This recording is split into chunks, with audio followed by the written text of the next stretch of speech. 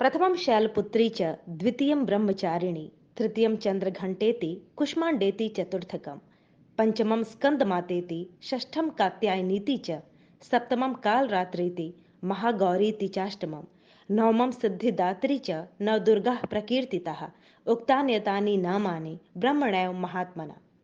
जगतजननी माँ जगदम्बा समस्त ब्रह्मांड के जीवों को संतान स्वरूप मानने वाली माता हम सबके वांछित मनोरथों को पूर्ण करे। आज माता के चंद्र घंटा स्वरूप को नमन करते हुए, सभी के कल्याण की कामना करते हुए आज नवरात्र के तीसरे दिन की आप सबको हार्दिक शुभकामनाएं। माँ दुर्गा के चंद्र घंटा स्वरूप की पूजा का विधान है नवरात्रि के तीसरे दिन। माँ चंद्र घंटा सिंह की सवारी करती हैं। 10 भुजाओं वाली चंद्र घंटा स्वरूप में देवी एक तरफ कमल और कमंडल तो दूसरी ओर शत्रुओं के नाश के लिए त्रिशूल, गदा और खड्ग जैसे अस्त्र भी धारण करती हैं। इनके मस्तक में घंटे के आकार का अर्ध चंद्र है, इसी कारण देवी का नाम चंद्र घंटा पड़ा।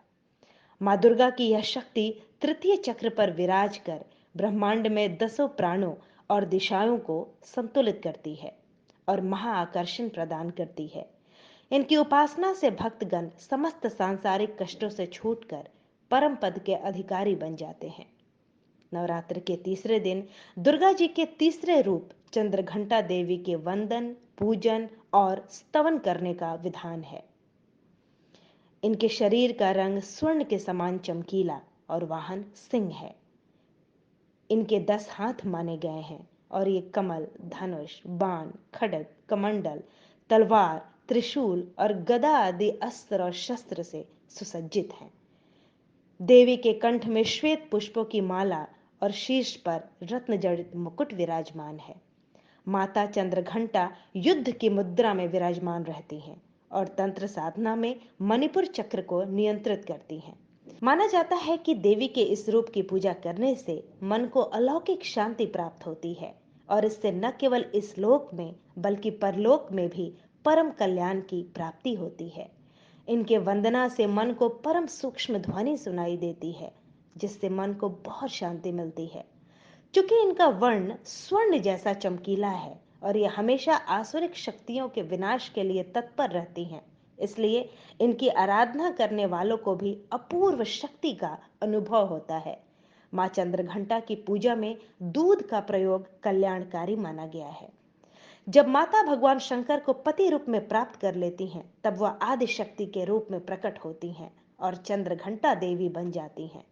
देवी पार्वती के जीवन में तीसरी सबसे बड़ी घटना के रूप में उनको प्रिय वाहन बाघ प्राप्त होता है। इसलिए माता बाघ पर सवार होकर भक्तों को अभय प्रदान करती हैं। माता को लाल रंग बहुत प्रिय है, इसलिए माता की पूजा में लाल रंग के वस्त्र पहने।